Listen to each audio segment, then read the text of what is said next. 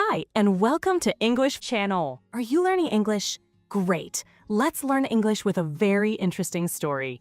Don't forget to subscribe, like, and comment. Let's get started. 1. Introduction. Long ago, Rome was not a great empire. It was not rich, and it was not famous. Rome began as a small and messy place where many people had no home. Some were criminals, some were runaway slaves, and others were people rejected by society. They came together and built a simple settlement near a river. Life was hard, and danger was everywhere, but this strange place had something special. These people were strong, brave, and full of hope. They wanted a new life, so they worked together and never gave up. Slowly, Rome began to grow. It became stronger year by year, even though it started from chaos. It is surprising, isn't it? A place full of outcasts became powerful. In time, Rome would become one of the greatest civilizations in history, leaving a deep mark on language, law, and architecture that we still see today. 2. The dawn of Rome, between myth and reality. 753 BC, 509 BC. The story of Rome begins with a famous legend. It is the story of two twin brothers, Romulus and Remus. They were left alone as babies and placed in a basket on a river. The water carried them far away. No one expected them to survive, but something amazing happened. A wild wolf found the babies.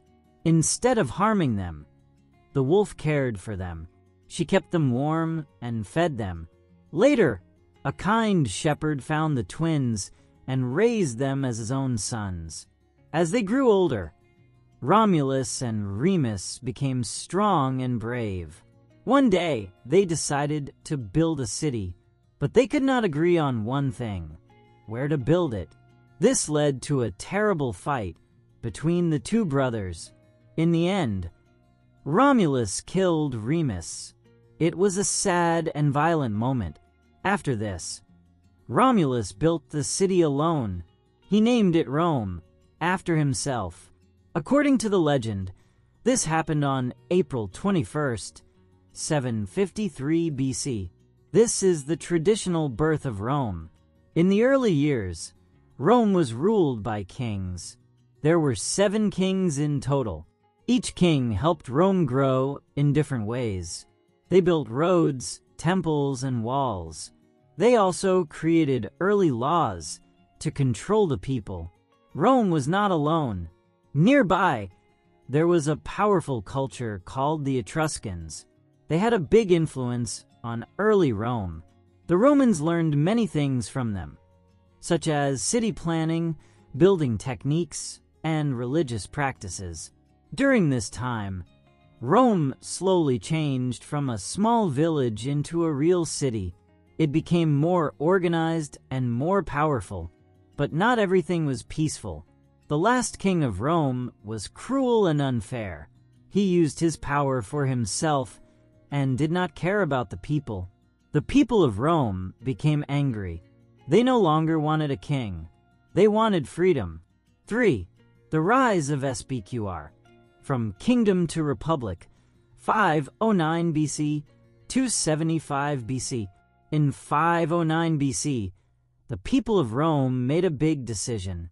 They removed the last king from power. They promised that they would never allow one man to rule them again. This was the end of the Roman kingdom. After that, they created a new system called a republic. In this system, power was shared. No single person could control everything. The government was led by elected officials. One important symbol of this new system was SPQR. It stands for the Senate and the people of Rome. This showed that both leaders and citizens had a role in the government. However, life in the Republic was not always fair. There were 2 main groups: the patricians and the plebeians. The patricians were rich and powerful. The plebeians were common people. At first, the patricians had most of the power. The plebeians were not happy. They wanted more rights and a stronger voice. Over time, they fought for change. Slowly, the system became more balanced. While Rome was changing inside, it was also growing outside. The Romans fought many wars against nearby tribes and cities. Two important enemies were the Samnites and King Pyrrhus. These wars were long and difficult, but Rome did not give up. The Romans were strong, disciplined, and patient. They learned from their mistakes and improved their army. Step by step, Rome won these wars. In the end, it gained control over the entire Italian peninsula. This was a huge achievement. Rome was no longer just a small city. It had become a rising power. The Republic was growing stronger every year, and its people believed in their system. This was only the beginning of Rome's journey to greatness. For master of the Mediterranean, the Punic Wars, 264 BC, 146 BC. As Rome grew stronger, it faced a powerful enemy called Carthage. This city was rich and controlled many trade routes across the Mediterranean Sea. Soon, Rome and Carthage became rivals. They both wanted power, land, and control. This led to a long and dangerous conflict known as the Punic Wars. There were 3 wars in total, and they lasted for more than 100 years. The fighting was hard and full of loss. Both sides were strong and determined to win. The most famous moment came during the Second Punic War. A great general named Hannibal led the army of Carthage. He did something no one expected. He crossed the high mountains with his soldiers and even brought war elephants with him. It was a bold and shocking move. Hannibal won many battles in Italy. One of his greatest victories was at Cannae. There, the Roman army was badly defeated. Many soldiers died, and Rome was in great danger. For a moment, it seemed that Rome might fall. But Rome did not give up. The Romans were strong and patient. They learned from their mistakes. Instead of fighting Hannibal directly, they changed their strategy. They attacked Carthage and other places and slowly weakened their enemy. A Roman general named Scipio became very important. He was smart and brave. He took the war to North Africa, close to Carthage itself. This forced Hannibal to return home. In the final battle, Scipio defeated Hannibal. This was a turning point. Rome had won the war. The Third Punic War came later. This time, Rome wanted to end the threat forever. The Roman army attacked Carthage again. After a long siege, the city was destroyed. It was burned, and many people were killed or taken as slaves. After this, Rome became the most powerful force in the Mediterranean. There were no more great rivals. Rome was now the master of the region. But this victory also brought new problems. 5. Internal cracks, reform and political violence. 133 BC, 82 BC.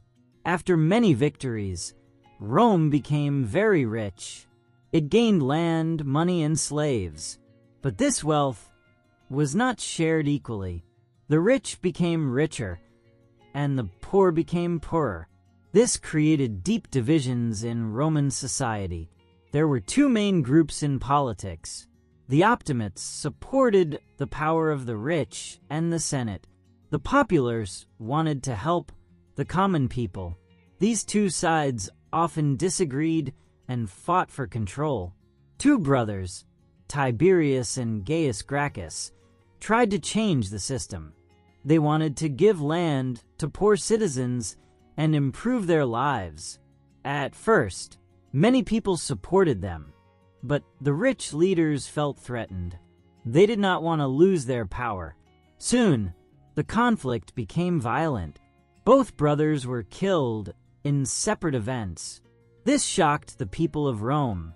It was one of the first times that political problems ended in bloodshed. After this, violence became more common in Roman politics. Leaders began to use force instead of discussion.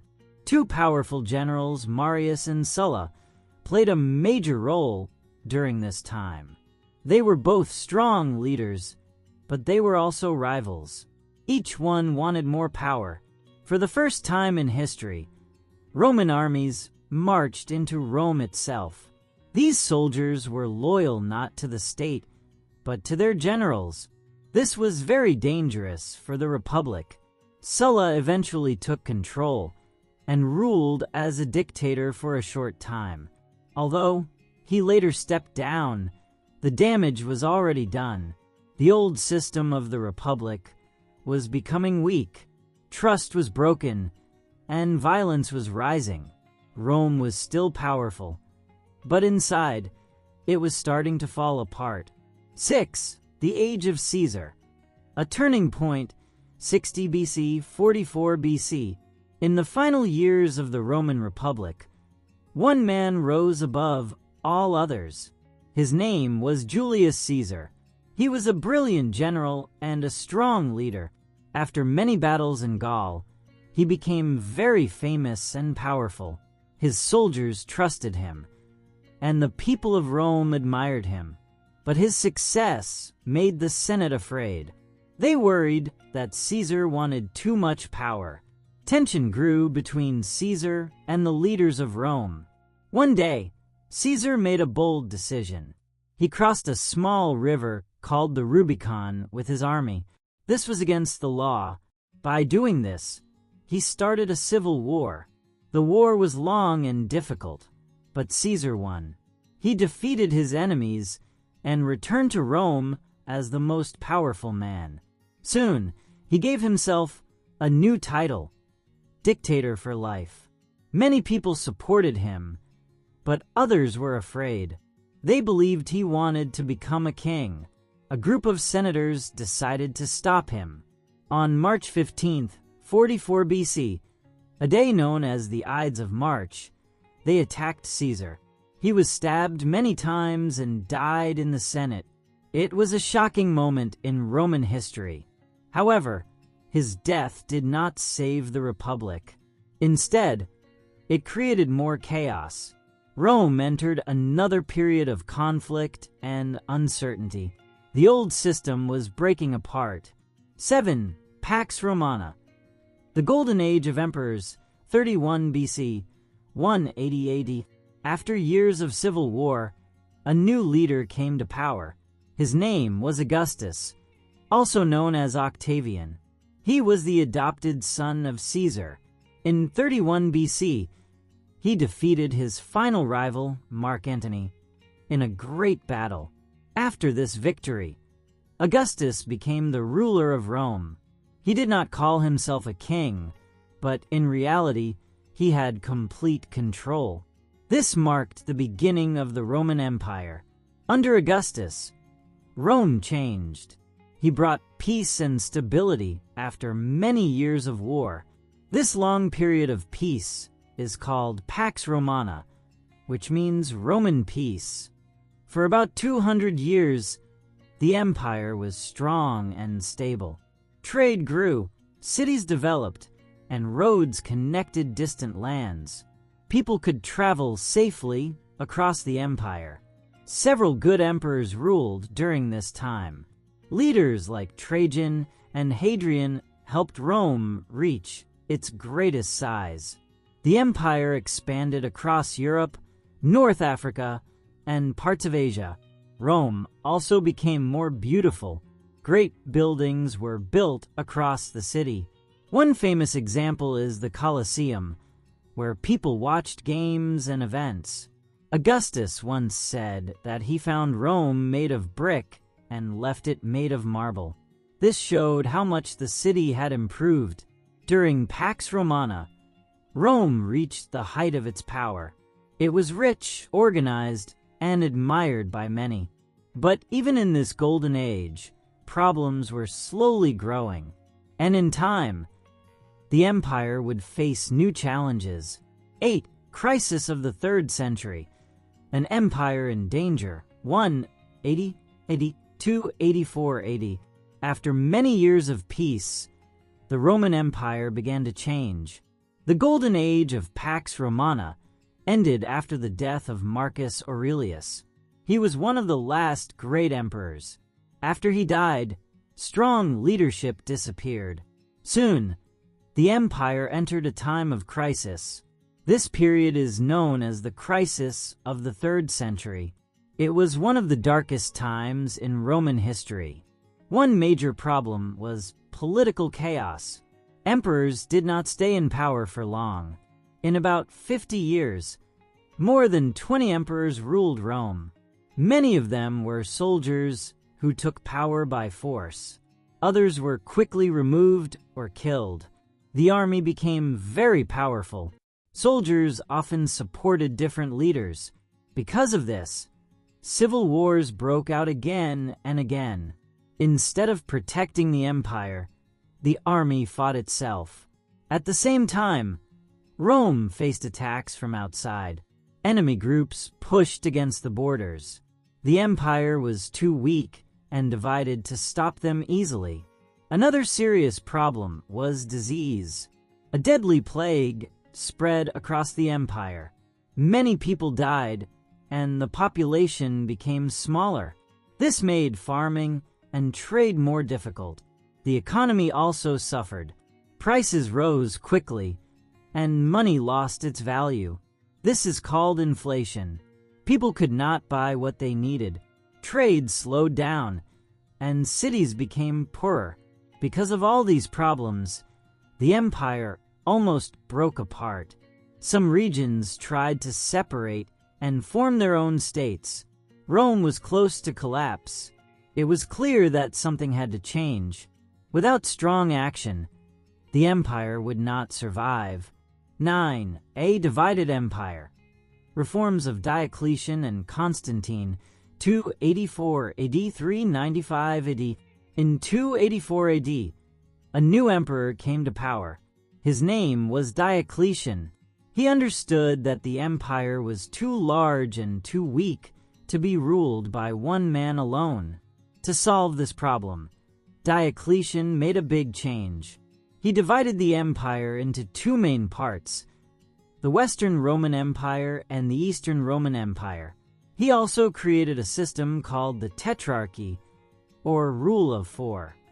In this system, there were 4 rulers instead of 1. 2 senior emperors and 2 junior emperors shared power. This made it easier to control the large empire and respond to problems quickly. Diocletian also improved the army and the economy. He tried to control prices and make the system more stable.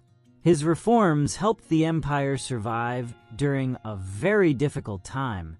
After Diocletian, another important leader rose to power.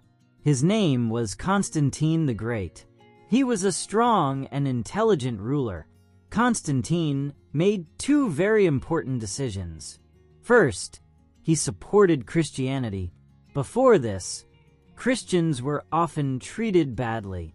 But in 313 AD, Constantine issued the Edict of Milan, which allowed people to follow Christianity freely. Second, he built a new capital city. He chose a place in the east and named it Constantinople. This city was strong, rich, and well located for trade and defense. By moving the center of power to the east, Constantine changed the future of the empire.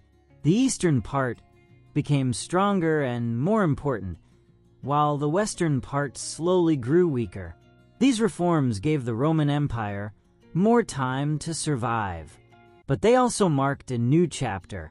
Rome was no longer one united power as before. It had become a divided empire, moving in a new direction. 10. Darkness falls.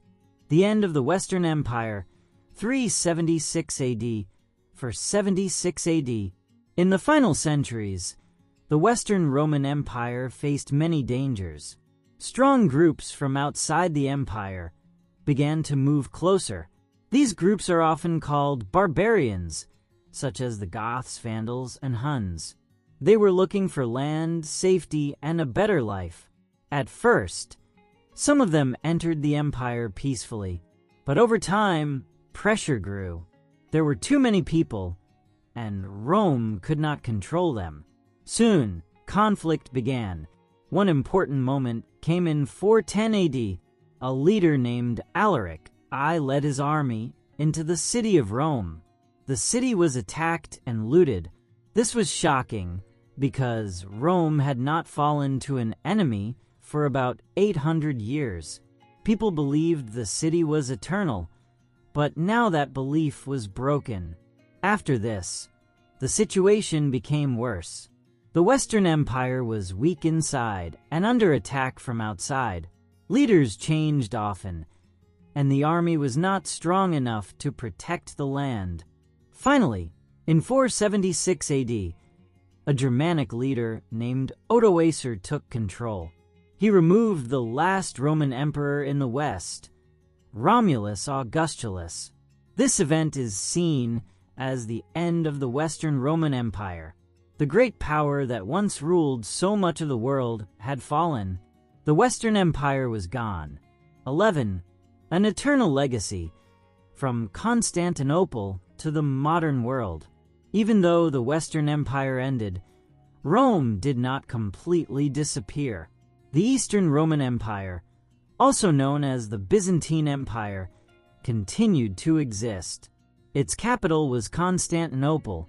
This empire lasted for nearly 1,000 more years. It protected and preserved much of Roman knowledge, culture, and law. While the West changed and struggled, the East remained strong and organized. One of the most important contributions of Rome was its legal system. Roman law influenced many modern laws that we still use today. Ideas about justice, rights, and government came from Roman thinking. Rome also built strong roads across its empire.